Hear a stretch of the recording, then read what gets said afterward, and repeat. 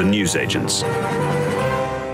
Well, we're joined now by the First Minister of Wales, the newly minted First Minister of Wales, Vaughan Gething. How does it feel, Vaughan? Very good, thanks. Should I even call you that? I suppose I should call you First Minister, FM. Vaughan has been my name for a long time. And it will Although be. I should say, it's not my first name. No. No, I found out when I went to school that Humphrey is in fact my first name. Humphrey. You had to take your full name in for the register. You could have been Sir Humphrey. I could, but I'm delighted that my mother stuck up for me and told my father that actually she preferred the name Vaughan, so I've always been a Vaughan, and I'm very happy I think you about had a lucky escape, to be honest. I think so as well. Nickname of Humpy is not ideal, I think, for a politician. Humphrey, all that sort of stuff. The point of these longer conversations is to talk, a little bit about policy, and we'll do that, but also to talk about your own political background, life, inspiration, which I think is particularly useful with you, First Minister, because outside of Wales, it's probably true to say that until quite very recently, till you became the First Minister, succeeding Mark Drakeford, perhaps much of the rest of the UK weren't aware of you or familiar with you. So just talk us a little bit about your background. My father was from South Wales, born in Ogmore by Sea, went to school in Griffithstown, and oddly, one of my best friends in politics is now the councillor for Griffithstown. My mother, born in Zambia, she ran a chicken farm, a small holding. My father became a vet, moved to Zambia and met my mother, and I am one of the products of their union. The family then moves from Zambia to the UK in 1976. My dad got a job offer in Monbashire near Abergavenny, and they told him to come back with his family, and then the job offer was withdrawn. And it's worth reminding people that this was the middle of the 1970s. And some people today will find that authentically shocking, that a job offer for a professional role of veterinary surgeon is withdrawn because a white man then turns up with a black woman and lots of brown children. But I think if you asked black and brown people who were around in the 70s, they'd say that's not uncommon, and frankly that's not the worst thing that happened. So we ended up living in Dorset by accident, and in the local primary school we were literally the only black children in the village, and in our secondary school we were always at least half of the children who weren't white in our secondary school. So we were always visible and obvious and different, and everyone knew you're one of the vets boys, aren't you? But you ended up back in Wales. Was it a political family? Were your parents political? No. Not at all. It was sort of apolitical, didn't really think No, about I wouldn't politics. quite say that. My father was never overtly talking about politics and encouraging us to get engaged. Yeah. My father had been a Labour voter early in his life, and then transferred with his change in newspaper from the Times to Telegraph, the crossword, and his political views had shifted as well. What, he changed for the crossword? He changed the crossword, and then his politics and changed his politics had shifted. I'm not sure it's entirely all about the crossword, but he changed his views on politics. The weird power of the crossword. It's The an power of the underappreciated crossword. thing in politics. So he was a Conservative voter, and we had many discussions. All of my siblings, when we were at home, were very clear that we were Labour-leaning or Labour members. And we regularly disagreed about stuff. There were various points where my mother would send us out in the garden when we started talking about politics, so she didn't have to hear it. But getting involved in politics, but actually I went through to university to be a lawyer, and actually had to come back home because I was really ill. I had a kidney disease. I don't know if you've heard of nephrotic syndrome, but you know Jonah Lomu, the famous rugby player, a prime sponsor. I'm not sure how old you are. Well, I don't think this is my age, First Minister, so much as to say that my my knowledge of rugby is perhaps not what it should be. So Jonah Lomu was an absolute phenomenon in the world of rugby in the 90s. He had a kidney disease. He left rugby. He then had a kidney transplant. He returned to rugby, played in Cardiff, and then his transplant eventually failed and he died. I had the same disease, but I got better. But I had a year of my life that was really, really badly affected. So my first year I became very, very ill. I had to leave university and restart. And I had really difficult conversations with my dad. We said they talked to my mum and they would offer a kidney for me if the treatment didn't work. But I got better. But I was permanently affected, so I've never been as physically as fit as I was then. I mean, I'm actually in quite good shape. And, you know, I'm not unhealthy compared to the wider population, but actually I know that there are things I was able to do that I then couldn't do and never recovered. But I'm also very much aware about the fact that I was able to go and have a life and make loads of choices because the NHS cared for me, because it was there for me when I needed it. And was that part of the process, or one of the things that made you political, or were there other things, factors at play? So I was political from my teens, and this is because I inherited the family paper round. So my elder brother Mioba and then my brother Howell, they had done the family paper in the village, and when I then started doing it, as well as reading the sport pages, I was interested in the front pages. I started to watch the news, got more interested. Neil Kinnock was still the leader of the Labour Party, and I'd had a developing view on what is fair in the world and what isn't. And my view was then and is now that the Labour Party is the greatest engine for social justice. I didn't think then that I wanted to be a politician. I wanted to be a cricketer or a singer.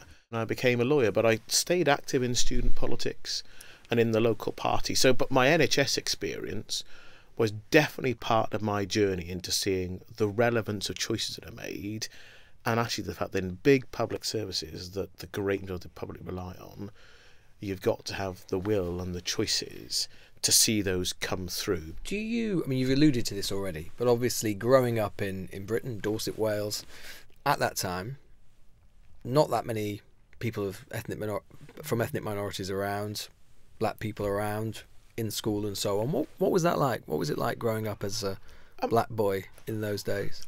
Well, in primary school, I think I had a really great time, actually. It was the move to secondary school. We became much more aware about the fact that people do see you and judge you differently.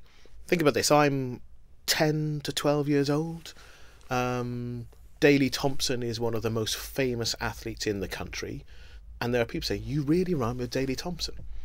Now, I am 11, 12 years old. I'm a child. Yeah. I have no hair on my face. I'm really slim. Daley Thompson is the best decathlete in the world. Right. He's Superman. He's got a big, bushy, black moustache. I don't quite understand how you say to a child who is really slim, not very tall, you remind me of a 15, 16 stone super being. It doesn't sound like a doppelganger exactly. No, but so you have that thing of lots of people saying, this other famous person who isn't white is who you remind me of. And it's like, well, actually, I don't look anything like them. It'd be like saying, you really remind me of Keir Starmer. Well, thank you. How on earth is that possible? It's a ridiculous physical comparison to make. Sometimes it's kindness and it's positive, and other times it's less so. When you start getting called names, when that starts to be more of an issue, a couple of fights in the playground. So if you talk to people of my age, they'd say, all of this is really normal. I think I had a good experience in school overall, but that doesn't mean to say that it was free from people giving their own views on you because of the colour of your skin, which is not always a good thing. And much was made, understandably, when you were elected First Minister, just a few weeks ago, about the fact that not only are you the first black First Minister, leader of a UK nation, but that you're the first leader of a European nation. Obviously, that in so many ways must feel exhilarating, I suppose. It must feel momentous. Does it feel like a burden in any sense? Are you aware of the responsibility of it, if you do feel any responsibility? Look, I've been acutely aware for a long time that people judge you differently because of how you look. Now, sometimes that can be really negative. There are lots of people who want you to fail. There are also other people who are desperate for you to succeed. And there are hopes and ambitions invested in you, and I'd say that comes with a responsibility rather than a burden, because I do think there's responsibility, and I want to see more people like me in public life. I want to see more people being successful, and being successful for the whole community and the whole country. And I think it's this balance of, when are you a black politician talking about black issues, and when are you a politician who is black? And I've regularly said I think you have to be able to do both. And I'm keen to do both and do them really well. And I think we can make a difference for black men, black women, boys and girls who look and say, can I be what I can't see? And now you can see it, but then you want to understand that actually this also is about being good at your job. We obviously like to think, and of course in so many ways we like to think that we've progressed a long way from some of the attitudes and mores that were present in Britain that you've described when you were growing up. Obviously, we have had very recently an egregious example of racism, which has taken place in our politics, which is, of course, the Hester Diane Abbott row. Yeah. What was your reaction to that? And not just reaction to it, but to the political reaction from some quarters towards it. You don't have to be a fan of Diane Abbott to recognise that that was appalling. And Diane Abbott, for some time, has been the most abused black politician in the country. The fact she's a woman as well, I think, adds to that. You know, the comments he made were wholly indefensible. And what I thought was really telling was the fact that for a period of time, there were some people who wanted to avoid criticising them. Well, I wanted to avoid saying it was racist. Indeed. And then... that included Number 10 for a period. Indeed, they avoided that. And it actually is like, you shouldn't be afraid to say, well, that's just wrong. And Kemi Badenoch, of all people, came out and said, this is wrong and it's plainly racist. Now, I disagree with Kemi. I've got a whole range of things. But actually, it shouldn't be that a black person in the Tory party needs to say it for everyone else and say, well, actually, I kind of agree, you know, this probably wasn't the best. Do you think that sent a pretty toxic message to black people, black kids in this country, that period when we had Number 10 refusing to say that a leading donor who had said that what Diane Abbott said and represented made him want to shoot her was racist?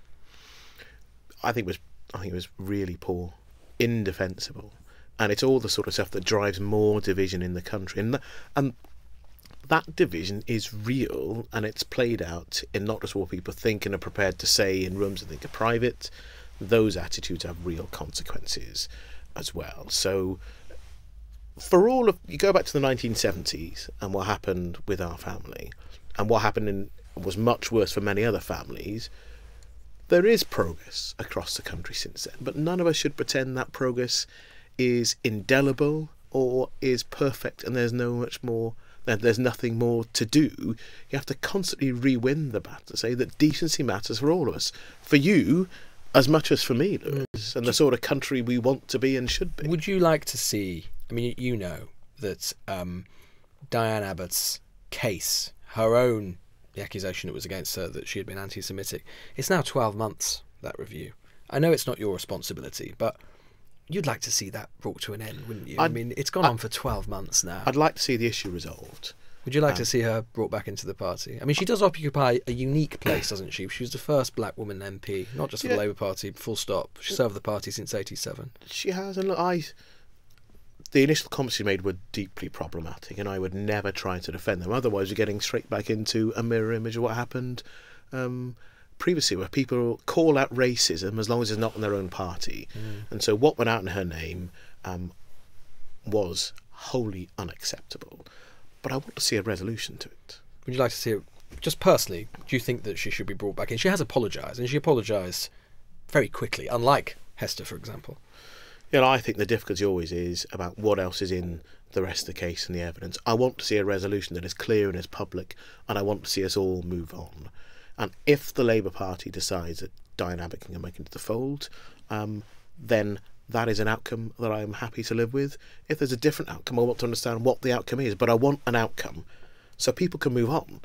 Because at the moment, it ends up being a problem. Why do you think it's taken so long? I mean, 12 months. I mean, I asked Keir Starmer about this, and he said, well, this is the process. But 12 months seems, for one letter, seems extraordinary. People accuse this, suggest this is about factional considerations rather than about the actual substance. If you look at what's happened within our party, we still have a problem how quickly we're able to move through these, regardless of where people are from, within the different strands, the Labour Party.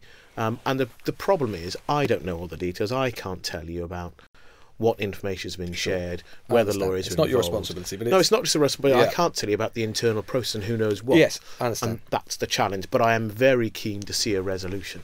I want to talk a little bit about Welsh Labour. I mean, Welsh Labour, sometimes we talk about the SNP and their remarkable run in office since 2007 for 15 years or so.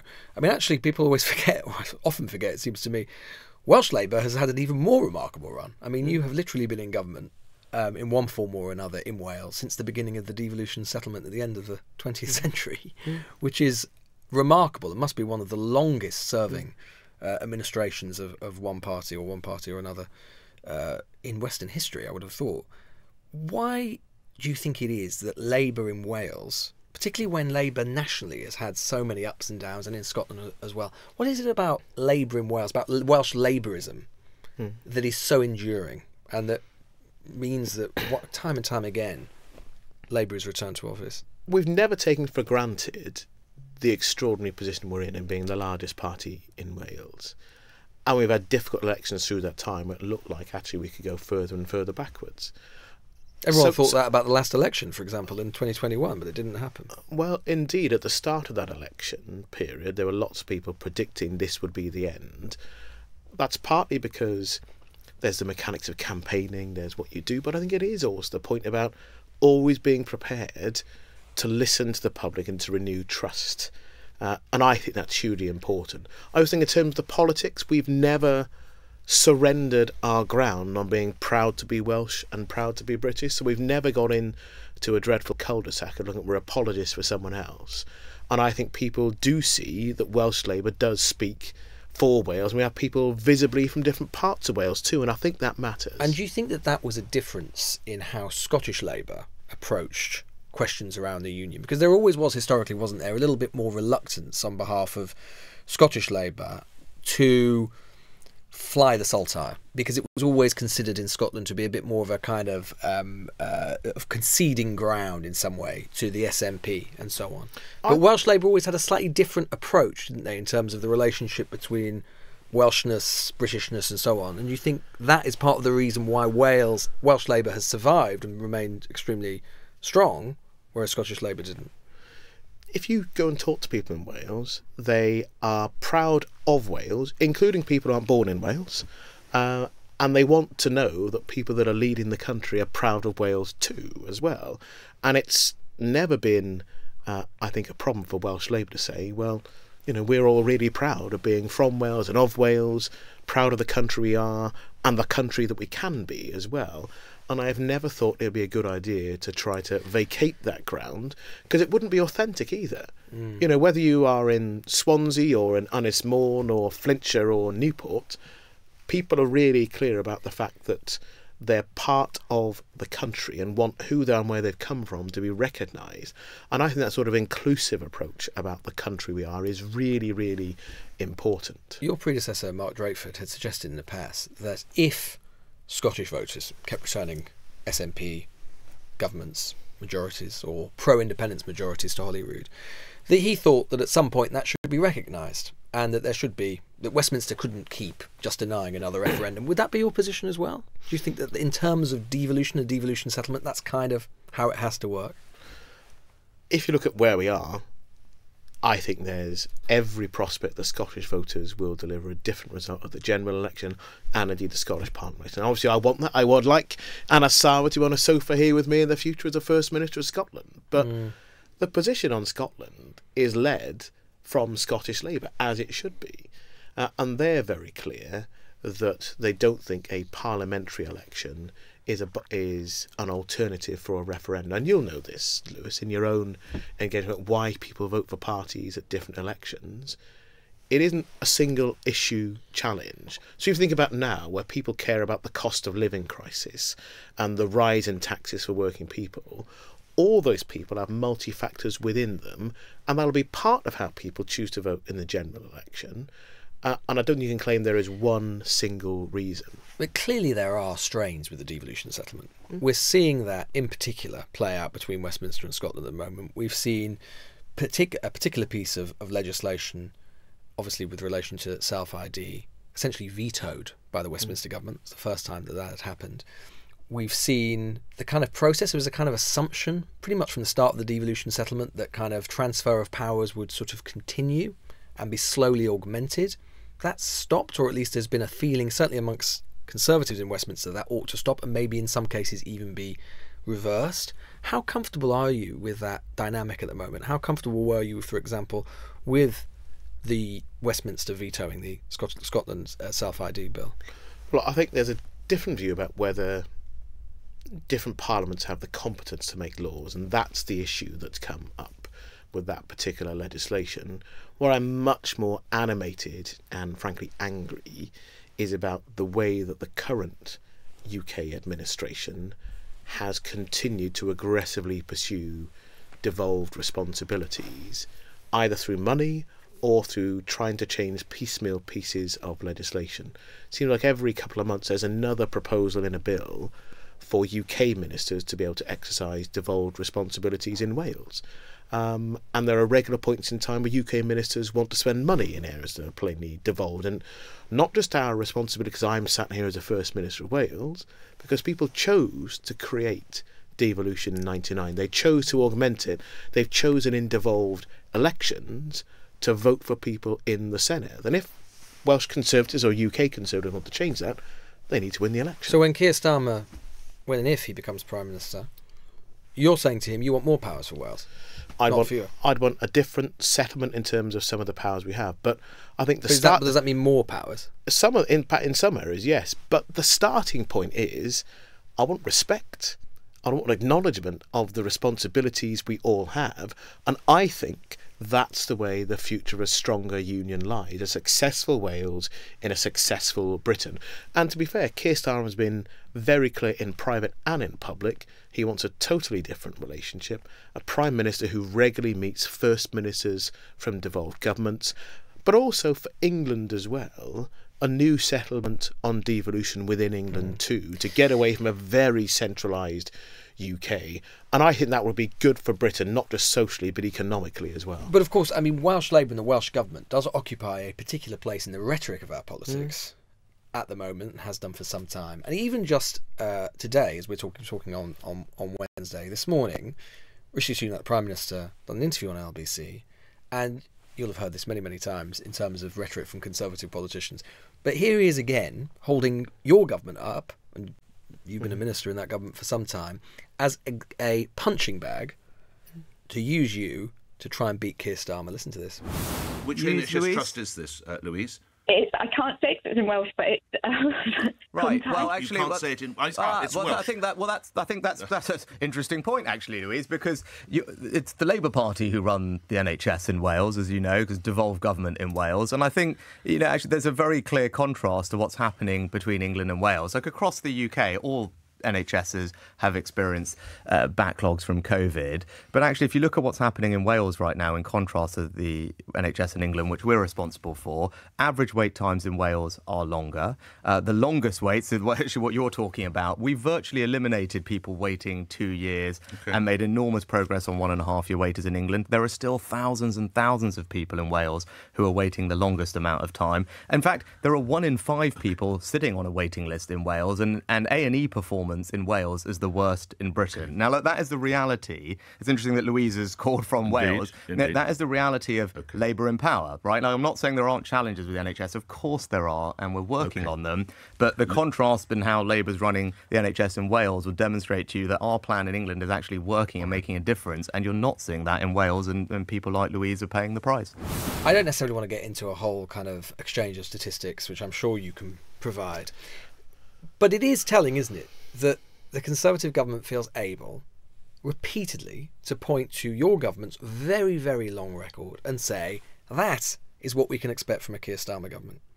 I mean, is it? I mean, actually, presumably you would say that what you've done in Wales is indeed a model for Keir Starmer to follow in the UK because you're so proud of it. Across a whole range of things, yes. And we need some honesty in the debate rather than letting the Prime Minister blurt out the whole things that are some way from the truth in a number of areas. And of course, waiting lists in England are rising faster than in Wales. And you wouldn't deny that the NHS in Wales is in a very parlous state. We know that we have challenges in parts of our service, and it's part of what I'm determined to see resolved, both in what we can do now within the resources we have, but also to recognise that most people's experience of the NHS in Wales is a really good one. We could do so much more if we had partners across the UK. We know that we need to invest more in the future of our service, and I don't think we can do that. Keir Starmer isn't proposing to spend very much more money on the health service, as you know. There's a constantly diminishing asset. And if you go back to 96, and I was generally young in 1996, Lewis, we had real challenges then, and the Labour Party in opposition was really clear that it would not simply lose fiscal discipline because people weren't sure they could trust the party. We did, though, see not just a victory in an election, but some discipline around the fiscal rules, growth in the economy, and investment in public services that was sustained. I'm confident we can have a UK Labour government that will invest in public services in the future economy again. That will be good for Wales and good for Britain. What will your response to Keir Starmer be if we get to the end of the next Parliament and economic conditions have not improved and there is no more money for Wales? And you're going to need it, aren't you? Because although I'm sure the Prime Minister is selectively quoting statistics, but as you know full well, I mean, if we take NHS Confederation say it is true there is a longer waiting list for elective care in Wales as a proportion of the population in England. To take education, PISA for 2023, reading scores for Wales particularly poor, with the mean sitting 10 points below the OECD average, 30 points below England and Scotland. This is a result of 20 years of your administration. Before the pandemic, on education, Wales was the only nation seeing rising standards in literacy and numeracy within the UK PISA outcomes. We've seen a really challenging period following the pandemic, and we know there's more to do. So, my new education secretary is determined to have a relentless focus on raising standards in literacy and numeracy. You have had 20 years, First Minister, your party. No, but 20 years. But this is my point around seeing a rise in standards that taken place before the pandemic and what we do now. And so in all of this, I'm really keen to look at what we do, to look at how we improve outcomes for children and young people. It's also why in my leadership picture I was clear about the first 1,000 days in a child's life, because that's where you can have the biggest investment and the biggest return. So I know there'll be criticism. I know that people will want to try to have a go at Wales in the run-up to the general election. I'm confident that we can both not just stand up for our record and why we've made choices, but we can actually deliver a better future if we have two Labour governments working in partnership for the future of Wales and the future of Britain. Was it a source of some regret to you that you began your period as First Minister, which obviously must be tremendously exciting and, as you say, an exhilarating time, but obviously there was a controversy around funding and funding for your campaign. You accepted £200,000 during your leadership campaign from a company run by a man who was convicted twice from environmental offences. Again, probably not much point relitigating all of that. But what did you learn from that? Do you think there should be reform of these things in terms of funding, party funding and so on, leadership campaigns and so on? I think the challenge is, if you want to change the rules, you need to, what are you going to change them to? I've complied with all the rules set by not just the party, but the Senedd and indeed the Electoral Commission. If you want to change those rules, have a debate and change where everyone understands how that's done. For me, though, you have to acknowledge that political parties raising their own money means that there is a relationship between money and politics. What I've always been clear about is that I have not surrendered any kind of policy initiative for people to contribute. But people have accused you of so doing. No, but that's an accusation. Because in 2016, you asked Natural Resources Wales to ease restrictions on Atlantic Recycling, a firm run by the guy who gave you the money. So you can understand, of course, you deny any impropriety, but the perception, you can understand, is there. But that is always the problem, isn't it? If people make... Well, it wouldn't be if you gave the money back. No, people who make baseless accusations don't need to then stand those up. I'm a constituency member. It's my job to represent my constituents. I've always done that and I'll carry on doing that as well. If you look at what I am promising to do, not just in my manifesto, but in the future, I'm very clear there'll be tougher penalties for environmental polluters. I want a nature-positive approach to see restoration, and I want to see us take economic opportunity that doesn't need to cost the future. And that's quite personal for me, because not just where I live, I think about my son. I think about the future we're creating for him and his classmates, and how we make sure there's a decent economic future for them, but also the world around them isn't compromised by the choices that we carry on making. We played you something from the Prime Minister said, which was critical of you. I suppose I should just give you this opportunity to maybe be a bit critical of him. I don't know if you heard this, but this is how the Prime Minister responded to the same Welsh caller at the very beginning of the conversation. Prime Minister, thank you. Let's go to the next call. Louise is in the Rhondda Valley and you're through to the Prime Minister. Go ahead, Louise. Morning to you. Good morning, Nick. Good morning, Prime Minister. Hi, Rhondda. Sorry, Louise in the Rhondda Valley. Louise, hi. Sorry, Louise. Louise in the Rhondda Valley. Louise, hi. Do you think the Prime Minister knows where the Rhondda Valley is, First Minister? No. And look, I think part of... You don't think he does? No, I think part of the Prime Minister's problem is he does not understand what normal life is like. in a normal life, for the people listening to the show, for working people, whether in Middle Britain or people less well off, he doesn't know what it's like to struggle to pay the mortgage. He doesn't know what it's like to actually walk your child to school, to think about what the quality of local services looks like. So someone who's out of touch when there are big challenges. Have you had many dealings with him so I've far? had one telephone call with him. To be fair, it was a perfectly polite telephone call after I'd become the First Minister. He was...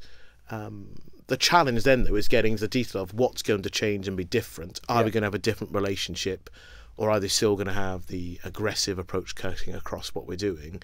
And he was polite in the call, but I'd like to see a change in approach, but I'm not going to bet your mortgage or mine on it, Lewis. Finally, First Minister, I know you've got to go. As I say, it must be very exciting becoming First Minister of your country, and you must be thinking so much about the possibilities ahead. Let's assume you're First Minister for a long time. How will Wales be different at the end of your term of office by comparison at the start? I would like us to have a better future for children and young people, to be more confident about how they can be successfully, socially and economically within Wales. So your pride in your country isn't something you wear when you've moved abroad, but it's actually what you're helping to create here in Wales, to be better off, economically successful, and to be fairer as well. And I really want people to have more confidence in who we are and who we can be. The football song that has been taken off by the men and women's team, Amahi, that's about we're still here. Despite everything and everyone, we're still here. I'm much more interested in Beth Nessa. What's next? What do we want to do in our future? And I hope at the end of my time in office as First Minister, people look back and say the country is more confident. We have ambition that is grounded on what we've achieved. We're not apologising for who we are. And actually, more people are confident about the future we've created here in Wales in a fairer and more economically prosperous country. First Minister, it's been an absolute pleasure to talk to you. Thanks so much for coming and seeing us here at the Newsagents. Always we'll a pleasure, come and see Lewis. you in Cardiff Bay soon, I'm sure. That would be fantastic. I look forward to seeing you again. The Newsagents. This is a Global Player original podcast.